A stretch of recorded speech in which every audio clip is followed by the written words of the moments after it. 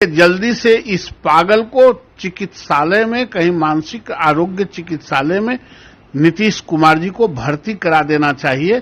अगर बहुत सिंपैथी है तो, वरना इसको यहां से हटा देना चाहिए। पूरे बिहार का सत्यानाश कर देगा और आने वाला कल 10 साल फिर लगेगा शिक्षा को सुचारू रूप से चलाने में।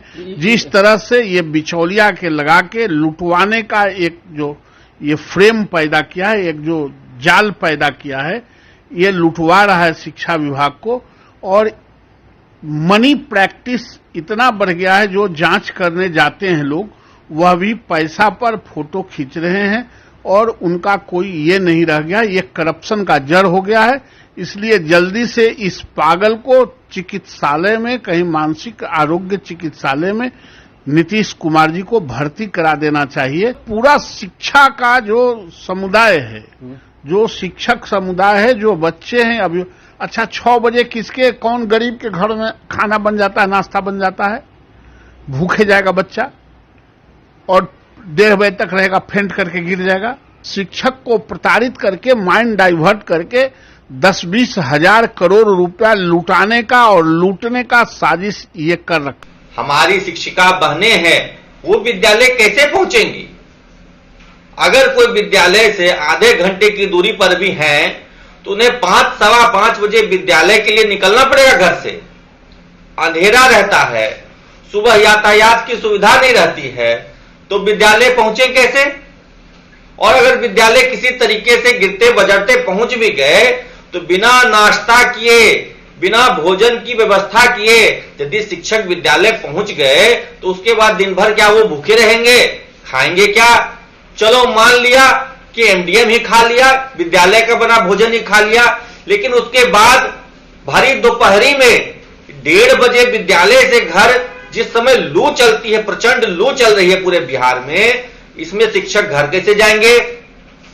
क्या शिक्षा विभाग शिक्षकों की हत्या करना चाहती है?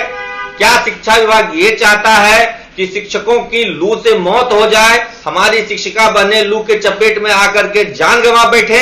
बिहार में फिर से एक बार फरमान लागू हो गया है शिक्षा विभाग का, और अब इस फरमान में शिक्षिका और बच्चों पे इसके बड़े बुरे नताइज देखने को सामने मिले हैं। आखिर बिहार सरकार की जिम्मेदारी है कि बच्चों को पढ़ाए, टीचर्स वहां जाएं, टाइम पे जाएं, ये सब मैं मानता हूं, लेकिन इस गर्मी में आपको यह समस्या क्यों नहीं समझ में आती कि 6 बजे से लेके 2 बजे के कार्यकाल में कोई सुविधा तो उसके पास है नहीं। प्राइवेट स्कूलों की तरह कोई गाड़ियां तो वहां जाती नहीं है, और ऐसे में जो ये फरमान है शिक्षा विभाग का, इस फरमान से तकलीफें बढ़ेंगी। जो महिला टीचर हैं खास तौर पर, उनके आने जाने का प्रॉब्लम है। गर्मी किस चरम सीमा पे पहुंची हुई है, तो मिला जुला करके शिक्षा विभाग शिक्षा नहीं देना चाहता है, बल्कि वो समझता है कि शिक्षा देना और शिक्षा हमारा प्राथमिक अधिकार है, उसको न दे करके वो ये समझता है कि यहाँ पे डिक्टेटरशिप कर लिया जाए। और इस डिक्टेटरशिप का नुकसान अल्टीमेटली जो पठन पाठन में लगे हुए लोग हैं उन पर होता है। कांग्रेस पार्टी इसका प्रतिकार करती है। कांग्रेस पार्टी ये जरूर चाहती है कि शिक्षा की व्यवस्था सुधरे, बच्चे तालीम याफ्ता बने, बच्चे और बच्चियां, लेकिन उनको देने वाले लोग, उनके साथ तो कोई ऐसी ज्यादती न हो, बच्चों के स्कूल आने में कोई परेशानी तो न हो। ये सारे इंतजाम भी तो गवर्नमेंट को करने चाहिए। तो बिना किसी इंतजाम के, बिना किसी प्रिपरेशन के अगर आप ऐसी हरकत करते हैं तो अल्टीमेटली इसका नुकसान शिक्षा में लगे, पठन पाठन में लगे बच्चों पर, महिला शिक्षकों पे, और ओवरऑल जो पूरी टीचिंग प्रणाली है उस पर पड़ता है। हम लोग इसकी घोर भर्त्सना भी करते हैं और कहते हैं इमीडिएट ये फरमान वापस लिए जाए। बिहार सरकार द्वारा एकाएक आदेश निकल गए कि विद्यालय 6 बजे से पहुंचना है, बच्चों को भी और शिक्षक को भी। पहले आज हमें कम से कम 25 वर्ष 26 साल हो गया नौकरी, विद्यालय 6:30 से 11:30 बजे तक होती थी, लेकिन अचानक ये फरमान निकाल दिया सरकार की 6 बजे से 1:30 बजे तक बच्चों को विद्यालय में रहना है। और कही है कि मौसम को देखते हुए, जबकि मौसम का उसी समय ज़्यादा बढ़ जाता है, 12 बजे से 1:30 बजे के बीच में। और ऐसी स्थिति में सरकार हम लोगों को राहत दे रही है, बच्चों को राहत दे रही है, यह तो सोचने का विषय है।